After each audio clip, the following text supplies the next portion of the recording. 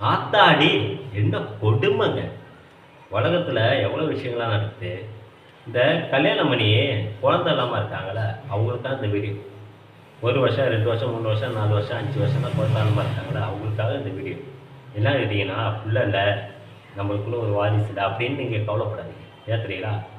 புருஷனுக்கு நீங்க குழந்தை, ஒய்ஃபுக்கு நீங்க குழந்தை. இதாங்க வாழ்க்கை. புரியுதுங்களா? நம்ம வந்து நம்மளுக்கு குழந்தைன்னு நீங்க கவலைப்படக்கூடாது.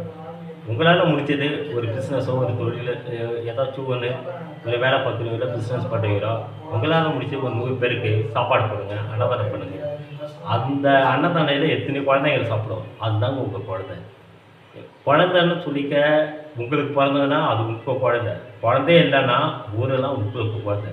அப்போ இதுல வந்து பார்த்தீங்கன்னா, யாருக்கு அதிக குழந்தை தெரியுங்களா? உங்களுக்கு தான் அதிக குழந்தை. ஸோ, சொந்தமா இருக்கிற குழந்தைங்களுக்கு சொந்த குழந்தை. இல்லாத குழந்தைங்க இல்லாத ஒரு திருமணம் ஆகி, இல்லாத குழந்தைங்க கல்யாணம் ஆகி குழந்தை இல்லன்னு வச்சுக்கங்களா, அவங்க உலகம் ஃபுல்லா குழந்தை. அப்போ யார் இதுல வந்து தெய்வம்? நீங்க தான் தெய்வம். நீங்க அத பத்தி வருத்தப்படாதீங்க. ஊர்ல வந்து பார்த்தீங்கன்னா, 4 பேர் இப்படி ஒண்ணு சொல்லுவோம், அப்படி சொல்லுவோம். அத பத்தி நீங்க கவலைப்படாதீங்க. ஏன் தெரியுங்களா? ஊருக்காக நீங்க வாழல. நம்மளுக்காக வாழணும். அதனால உலகமே உங்களுக்கு ஒரு குழந்தை. கடவுளே உங்களுக்கு ஒரு குழந்தை. ஸோ, அது ஒரு வாழ்க்கை. அது ஒரு தனிமையான ஒரு வாழ்க்கை.